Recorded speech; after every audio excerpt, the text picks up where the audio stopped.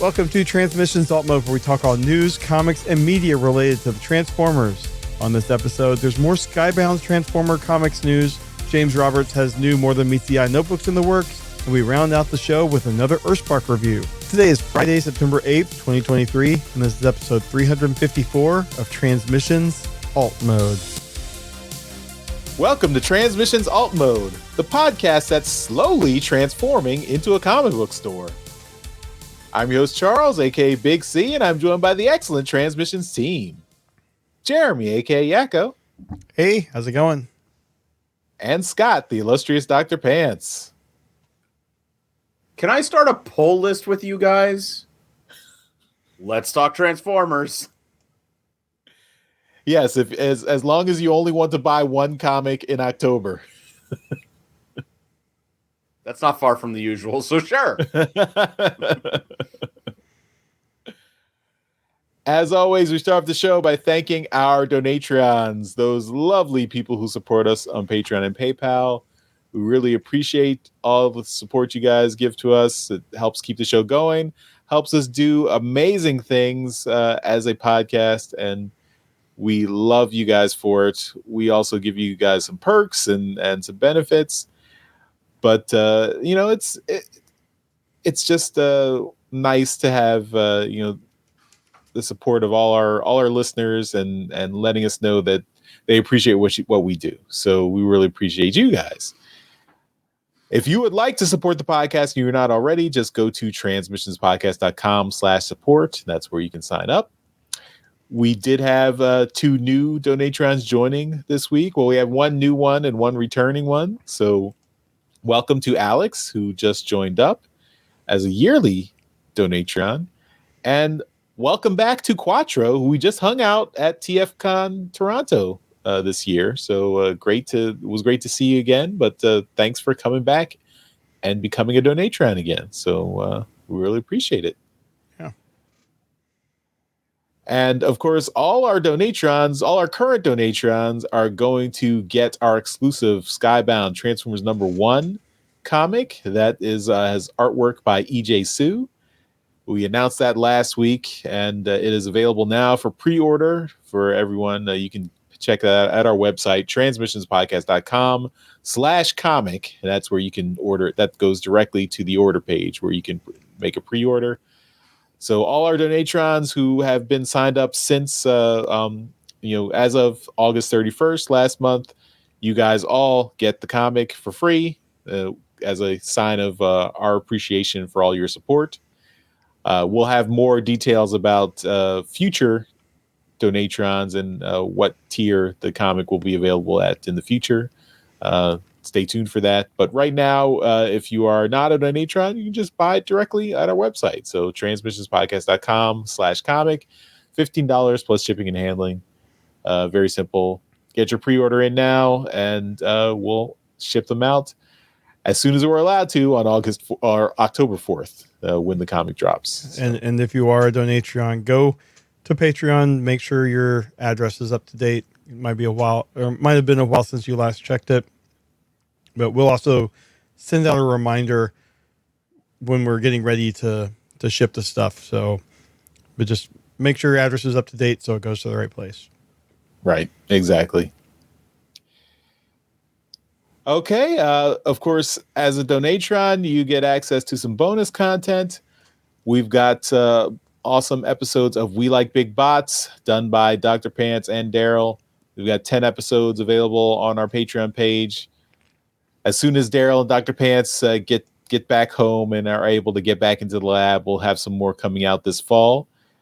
And you can look forward to that. Also, we've got bonus episodes of our Transformers Live Play RPG podcast, Empire of Rust. And this week is the bonus version of episode 109, How Did It Get So Late So Soon? And this is the season 2 finale of Empire of Rust.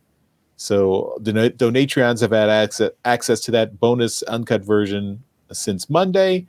Then if you want the regular version, that will be out next Monday. So this coming Monday at transmissionspodcast.com/rust, and you'll get the fully edited version there. I feel like that title can apply to my life as well. I think that's just called being an adult at this point anymore. Yeah. Yeah. Especially if you have kids. Yep. Yeah. I don't, but, I understand.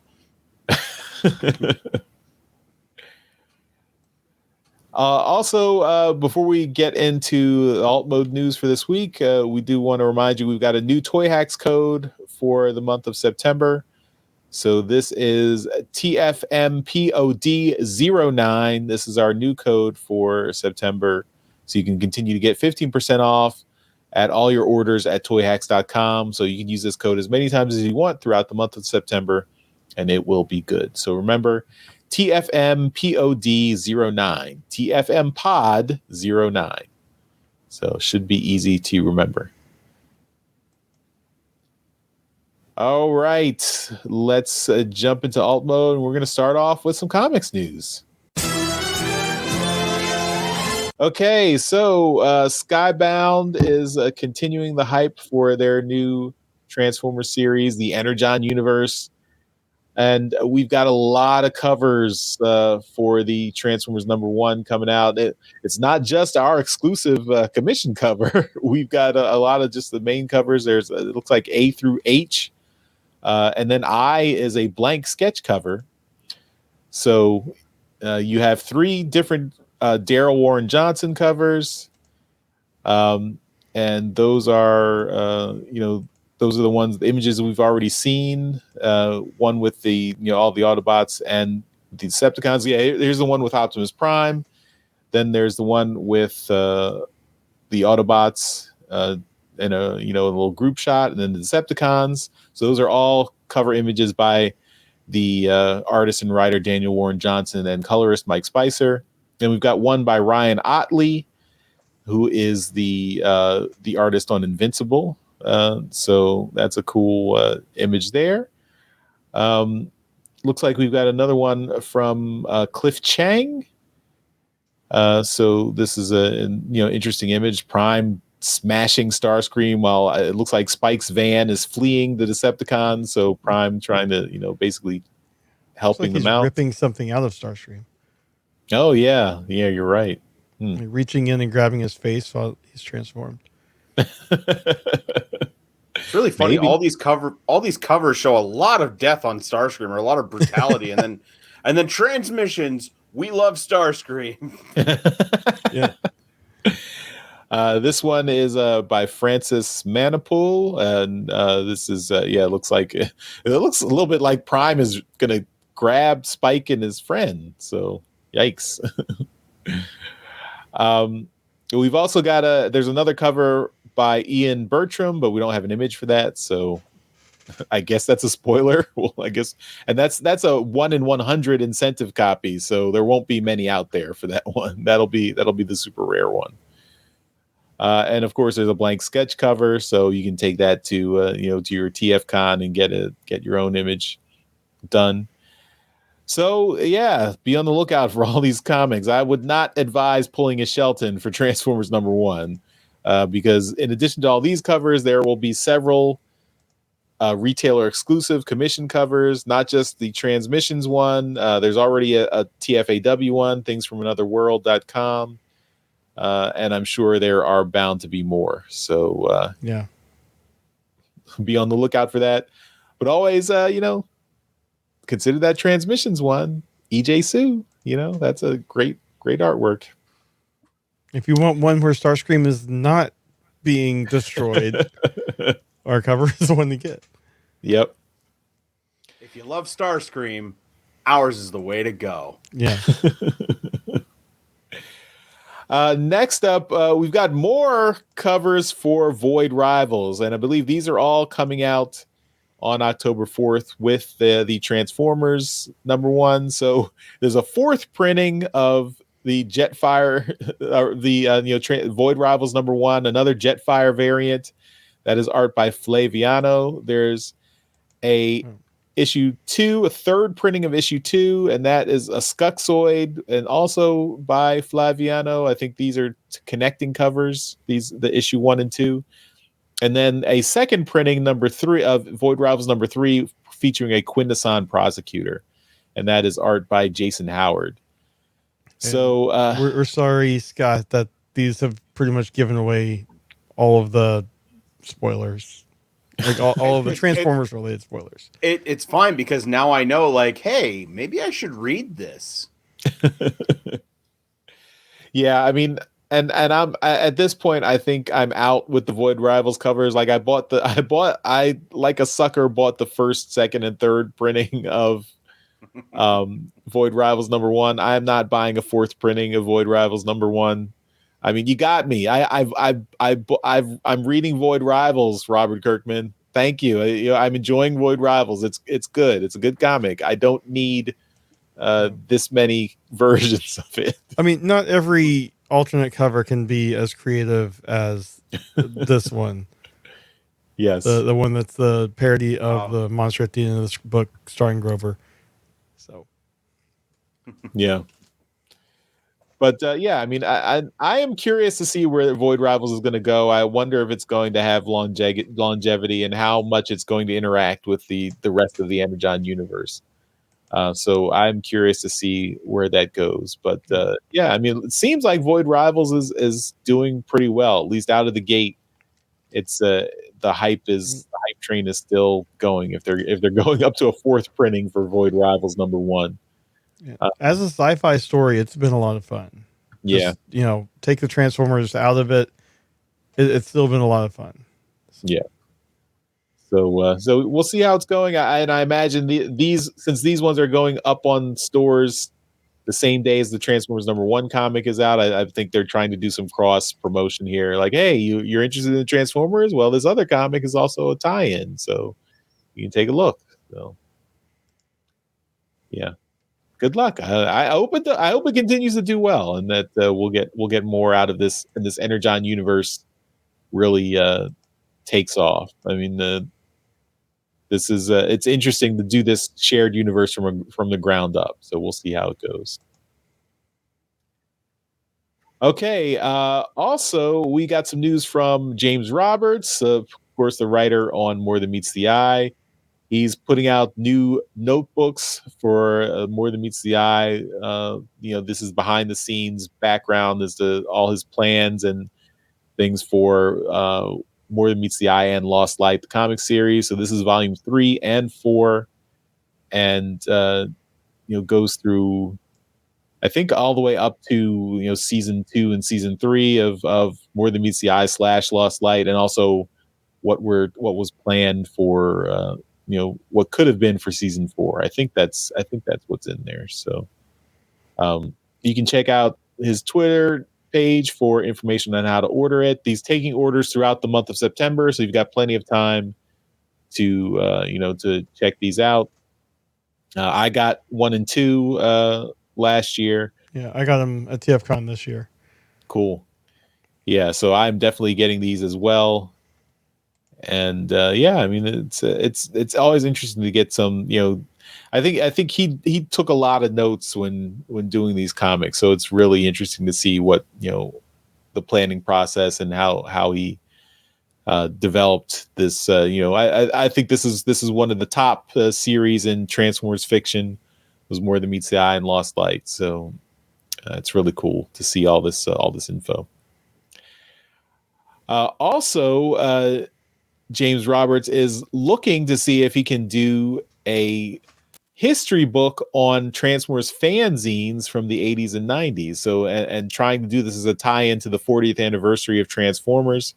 So he's actually soliciting help on Twitter to people in the fandom who worked on fanzines back in the 80s and 90s, and trying to collect as much information as possible to build a big book featuring these fanzines, their artwork and everything, and see what they can do. So yeah, I've seen a friend of the show, Trickster, like posting a lot, trying to help out. She's, I guess, really big into the fanzines back in the day. Cool. And he has an email address, tfzines40@gmail.com, if you are interested and have information and can help. So check that out. Yep. And yeah, hopefully he'll be successful in that. And then I hope he can make it to this. It seems like he doesn't have a lot of lead time to get this going. It's September of 2023. If you want this out for the 40th anniversary, you've got if you want to get it out at the very end of 2024, you've got a little bit more than a year to get this together. So hopefully it works out. Yeah, I mean, when was the actual anniversary? It's not January 1st, so he's got some time. That's true. Yeah. And everybody knows anniversaries, they're just that whole year. When they're the big zero ending ones, it's the whole year. Okay, that's all our comics news. Now let's get into our review. So this week we are continuing our Transformers EarthSpark review. This is season 1, episode 15, and it's Bare Necessities. Just for the bare necessities, the simple bare necessities. I think I hear a Disney lawyer somewhere. Literally all day since you messaged saying that's what we're reviewing, it's been stuck in my head. I just keep humming it around the house. So thank you for that. So this was a weird episode. It's written by Isabel Galupo and directed by Alex Kwan. And I'm curious. Like this episode, I think it was a fun, like, nice Mother's Day episode. It was a little fun story about family and how they wanted to do something nice for the mom and what Mother's Day means and everything. But then we had this side plot of Ghost, like, apparently dumping toxic waste in the forest for no reason. And it's not really followed up on in the episode. So I'm wondering, like, if future episodes address this, but it was very weird to see that. Like, I mean, I guess we can get into that. But yeah, I mean, the episode starts off with a TV van, truck, whatever. A old man goes into the forest and starts putting giant containers of stuff with the ghost emblem on the containers out in the middle of the forest, and then he drives off. So, okay, that's weird. What's going on there? And meanwhile, it's Mother's Day, so Alex is showering praise on his wife. That he's going out to get her Mother's Day present. He also has to get Mother's Day presents for all the mothers in his life. Of course, I mean, this is normal for Mother's Day. You got your for us, it's our wives who are mothers to our children, and then our own mothers and any aunts and uncles, and then everything else. So grandmother as well, yeah. So that's of course that's the you gotta think about all the mothers in your life. And of course, we see Dot Malto. She has the injury with her missing leg, so she has her prosthetic leg. She puts that on, and she's like, it feels a little different. The leg, something's going on with the leg. So that figures into the story later. She hears the kids screaming for help, and she immediately springs into action. Grabs a pitchfork and goes to Nightshade's underground base to see if the kids are in trouble, but they're not in trouble. They're just calling her to surprise her with a Happy Mother's Day banner, and they are, there to shower praise on her. They're all giving her gifts and everything. Twitch is a little upset because she doesn't have a nice gift. Robbie tells her, "Oh, it has to be just anything from the heart. She'll, whatever she'll like, whatever you get her, she'll like, maybe a teddy bear." And those were the wrong thing. That was the wrong suggestion to make, because Twitch goes and gets a real bear cub out in the forest to give to Dot Malto, her mom. And yeah, of course, this causes problems. They have to take the bear cub back, and figure out how to get it back to its mom. And so that starts the adventure. So Dot Twitch and Robbie go to take the bear cub back, while everyone else is left waiting for them to finish so they can finish their the Mother's Day celebration. Of course, the mama bear comes looking for the baby bear, tracked it to their barn. So all these big Transformers are scared of this relatively shorter, tinier bear. And it's also funny because they're all afraid and they look to Mo because she's the oldest. So 8-year-old Mo is the oldest kid there. So she's the one in charge for all the big Transformers. So it was funny seeing her basically doing leadership and of course the Transformers are, they're young, they're giant Transformers, but they're young kids, so they're still afraid of a bear, and they all run away from the bear. And the bear keeps up and chases them, which is interesting. Meanwhile, Robbie, Dot, and Twitch are in the forest, or driving to take the bear cub back. But then while Dot is driving, she somehow says the word fight, and not realizing that apparently Nightshade added some enhancements into her prosthetic leg, including voice commands. So whenever Dot says fight, her leg starts firing laser blasts, which is a problem when you're driving a car because the laser blast went through the brake pedal and she is no longer able to stop the car. Fortunately, Twitch is strong enough to stop them before they drive over a cliff. But in that process, the baby bear escapes and goes out into the forest. So they now need to track down the baby bear so they can get it back to its mom. As they are going through the forest, they come across those containers. Dot sees the ghost emblem on them and is like, what's going on? She lifts one up and there are some weird grubs underneath it. It looks like whatever was in these ghost containers, I'm guessing like waste energon, has seeped into the ground, and these worms ate some of it and then mutated into these weird energy grubs. And so, but Dot says, "Oh, that's a problem for another day. We got other things to do." So he just leaves it there, and they continue their search for the mama bear.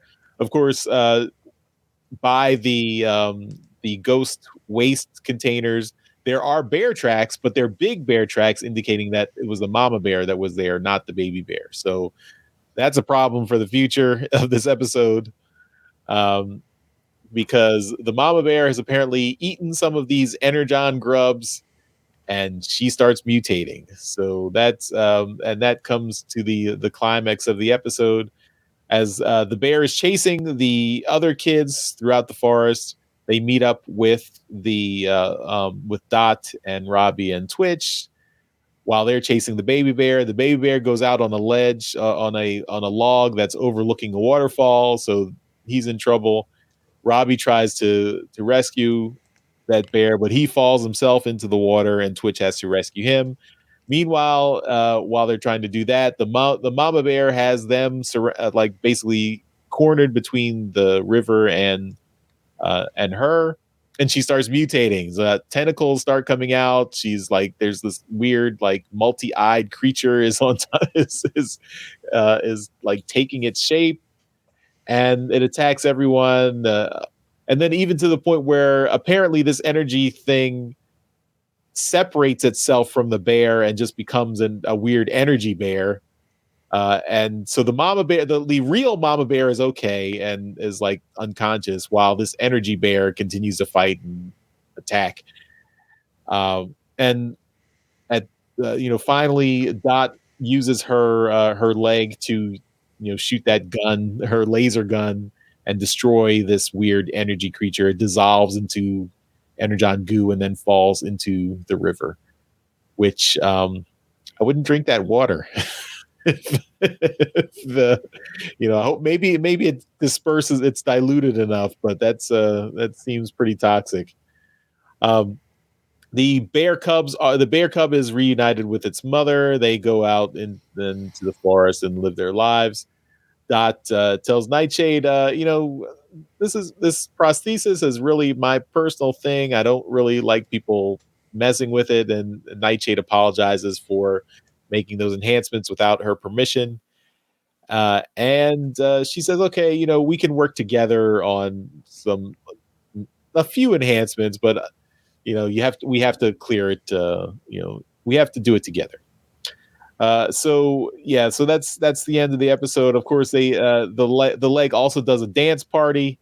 Like if she says party, it starts playing disco music, which is funny. And the happy ending. Oh, at the very end, Alex, the dad, comes back and gives Dot her real Mother's Day present, which is binoculars, because she really loves bird watching. And she looks up in the sky, and there's a bird flying through the sky that is not flapping its wings. It's like you can tell how cheap the animation is for that one shot. But she loves bird watching, so that was a nice gift for her. And that is the end of the episode. So so this was this is a very this is one of those family message episodes. Kind of silly, not really dealing with any of the other Transformers in the show. But we do have this weird element of Ghost apparently leaving toxic waste. Oh yeah, and at the very end, the news van goes back into Ghost headquarters, and you can see it was a holographically disguised. The van was actually a Ghost van, not a news van, and the old guy was actually a Ghost agent and dropping off these things on the orders of the head of the Ghost agency. So on top of them being like the Transformers police, apparently they deal with toxic energon waste and just dump it in the forest. I don't think that's proper waste disposal procedure. Doesn't seem like that's a good job. Also, I'm not clear why, if you're going to all these lengths to make it secret that you're dropping this waste off, why do you put your organization stamp on every box? Like, they went through all that effort to disguise the van, but they don't disguise the boxes. Like, why? You could have just put them in like boxes with no symbols on them, and no one would know where they came from. But I don't know. So, Dr. Pants, what did you think of this episode? I still enjoyed it. I didn't enjoy it as much as the last one I reviewed with you guys, which I don't remember the name of it, but it was the Tarantulas episode. That was a really, really good episode with a lot of really nice themes to it. This was just the whole, Mother's Day kind of theme, blah, blah, blah. And like, the gifts from the heart are the one that matter and all that stuff. But I did enjoy it. It gave me strong vibes of like a filler episode from Beast Wars season 1. Like I got the same kind of feeling from that. I do really like seeing all the Terran Transformers interacting with each other. I think they're a lot of fun. I like all their characters, specifically the two who I don't know that well. Hashtag and is it Jawbreaker? Yeah, Jawbreaker. Yeah, I like Jawbreaker a lot. I love the fact that like at some point he is the bait to lure the Mother Bear away, and he's like, "Oh sure, give the one who doesn't have an alt mode like be the bait. I can't go that fast." And it was like funny, and I genuinely cracked up a little bit with that. But it was fun. It was a fun episode. They made the baby cub like too adorable. Like that was like almost Disney level, like small animal adorableness. And I'm like, oh no, don't hurt the baby bear. Oh no. The whole ghost thing was a little weird. I can only imagine that either they're just trying to get rid of the waste. They don't want anyone to know that they're polluting things, or it's a test of what they could do. Because like obviously like the energon can be used for something, and now it like seeped into the grubs, and then the grubs into the bear, and it mutated the bear, but then like was able to separate itself from the bear and be its own monster thing. And maybe they're trying to turn it and weaponize it. Yeah, that thing. I hate that. I hate that. It's D&D fans, like it's a beholder. It's a beholder bear. And that is not the kind of bear I want. It's a Bearholder. It's a bear. Oh, it's a Bearholder. Oh, new monster idea for D&D. Really? I would have gone with the Displacer Beast. No? With the tentacles? Oh, you know what? Yeah. It's just the eyes. It's the eye stalks on the head. Like that's. That's what makes me. That's what makes me say that. But yeah, that's true. No, I don't know what else to call it, but Bearholder is good. It's a Bearholder. Yeah, Bearholder is good. I'm going to use that now. But I can only imagine that it's just going to go further because, in all honesty, I mean, let's face it, from the beginning, Ghost is a weird organization. It's got a not so happy looking emblem. I mean, that's a pretty sinister looking emblem. You're called Ghost. You're hiding around and everything. Like, they had to do something weird. We have to have some kind of villanesque thing happening. And, so I can only imagine they're just trying to weaponize this Energon. And that's what we're getting here. But I mean, it was a plot light episode. Like I said, it felt like a filler episode. And those aren't a problem as long as they're fun in general. And this was. I enjoyed it. I like the Terrans a lot, so it was a fun little romp. Cool. Jeremy, what did you think? Yeah, I mean, much the same. I enjoyed it, but not as much as the last couple episodes. But I think after the Bumblebee episode last time, it probably did need to be a little bit lighter in tone. However, I'm just wondering, like, it's a happy-go-lucky Mother's Day episode, and then this thing shows up. And it's like, what are the kids going to do when they're enjoying their show and then suddenly they get terrified by this Bearholder? It just, because that thing is legitimately terrifying looking, especially when you start seeing the things coming out of the bear initially and stuff. I mean, it's awful. It's awful. It was very disturbing. And it's just, it's weird because it did feel like a filler episode, but then you have this kind of setting up a new subplot as well.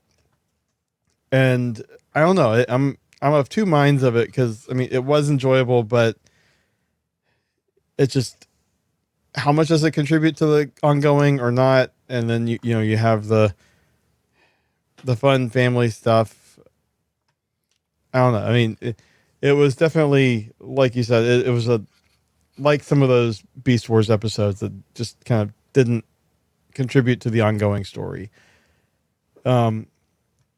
But I thought it was neat. I really appreciated how they handled the whole prosthesis thing, and just having a character like Dot with a disability like that, and just kind of the way they're treating it. I think that is a great thing to show kids. Yeah, just more normalized things like that, and also just kind of the emphasis of the prosthesis is a very personal thing to her because she has to live with it every day. So any kind of change she could tell, and just kind of, it's like, don't change my personal things like that without your intentions were good, but you didn't have the full understanding of my connection with this thing.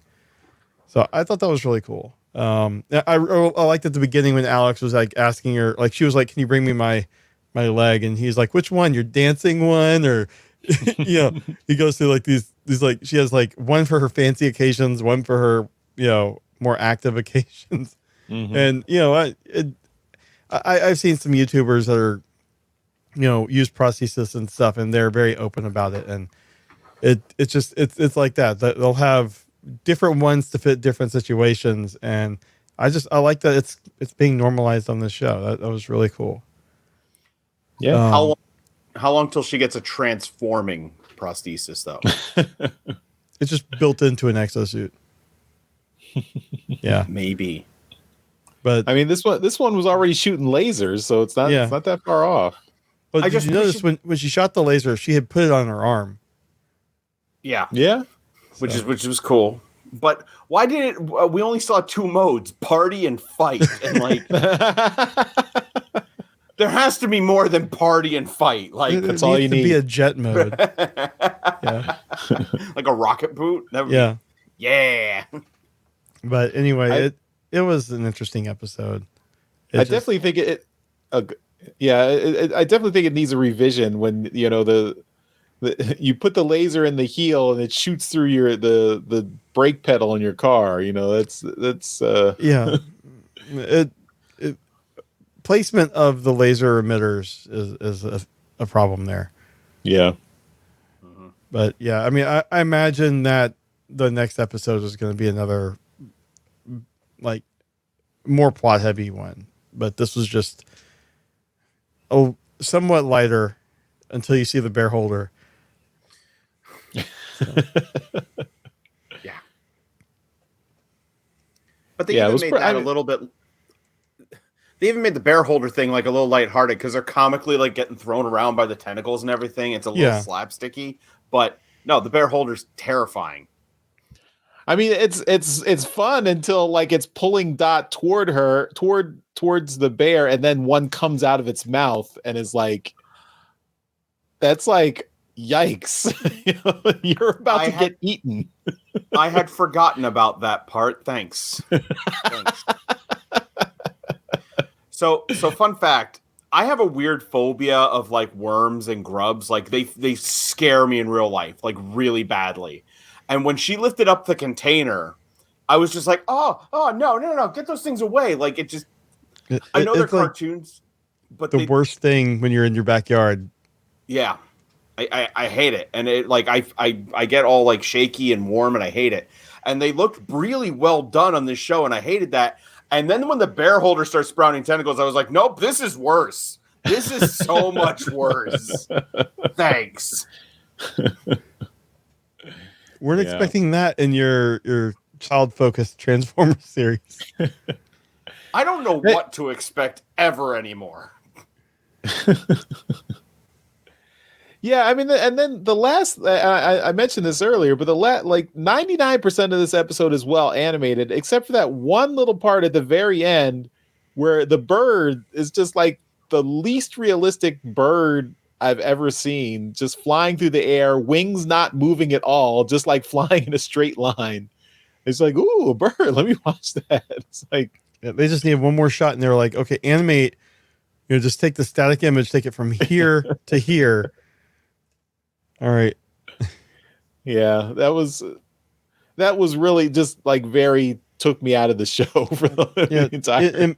In my mind, they could have just gotten away with having a bird sound and then, her getting excited about, seeing this bird she's been looking for. Mm-hmm. Yeah, that's a minor nitpick, but it was very noticeable how like they were like, okay, we're out of animation budget, so just have it go forward.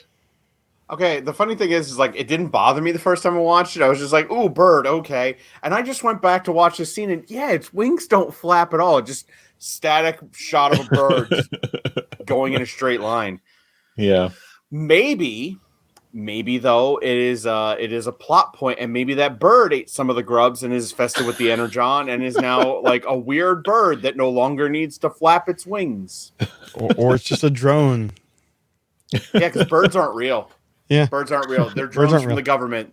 They sit on power lines to recharge themselves. Look it up, people. I had my kid believing that for a while. And then when he started school, I'm like, I gotta cut that out. I do it to my students all the time. Like, not about the stuff I teach, but random other things I try to convince them of. All right. Well, that is our review of the latest EarthSpark episode 15. Bear Necessities. Oh yeah, and I did like all the they had hashtag searching the internet for how to deal with bears, and she's like, oh, get in a picnic basket. Yes, basket.